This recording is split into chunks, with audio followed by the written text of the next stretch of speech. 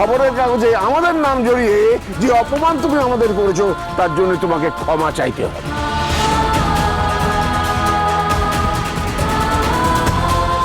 যদিও তোমাদের অপমান করা আমার উদ্দেশ্য ছিল না, তবুও যখন তোমাদের খারাপ লেগেছে আমি হাত জোর করে ক্ষমা চাইছি।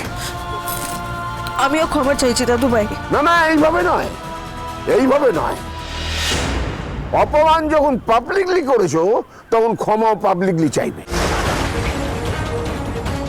তুমি খবরের কাগজে বিজ্ঞাপন দিয়ে বলবে যে মৌলির সঙ্গে এনগেজমেন্টের পরেও বিয়ে ভেঙে তুমি বিশ্বাসঘাতকতা করেছো, ট্রেচারি।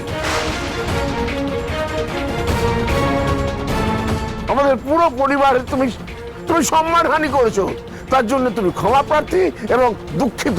দাদু, মৌলিকে আমি কোনোদিন ভালোবাসিনি, বিয়ে করতে চাইনি, আর সেই কথা আমি ঠাম্মিকে পরিষ্কার জানিয়ে দিয়েছিলাম। ঠাম্মি কেন জানায়নি সেটা আমি বলতে পারবো না। তাই এই পুরো ঘটনায় কেউ যদি বিশ্বাসঘাতক হয় সেটা আমি নই, ঠাম্মি।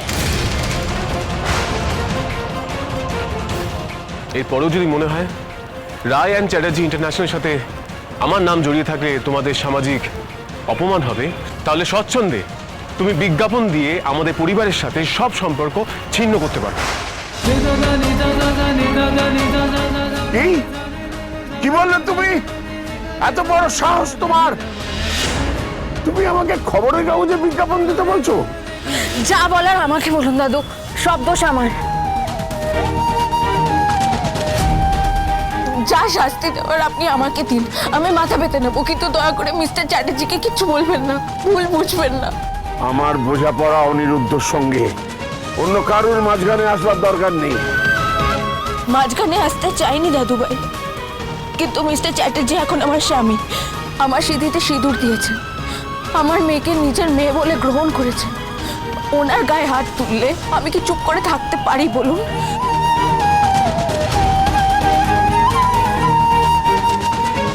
আমাকে ক্ষমা করবেন দাদু, আজকে নিজের স্বামীর সম্মান বাঁচানোর জন্য আমাকে এই ভুলটা করতেই হলো।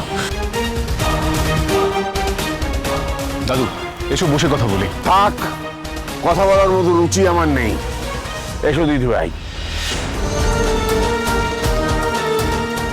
শুধু একটা কথা মনে রেখো অনিরুদ্ধ, আজ থেকে তোমার সঙ্গে রায় পরিবারের সমস্ত সম্পর্ক ছিন্ন হলো।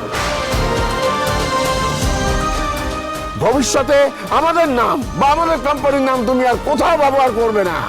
ব্যবহার করলে তার ফল খারাপ হবে, অত্যন্ত খারাপ হবে।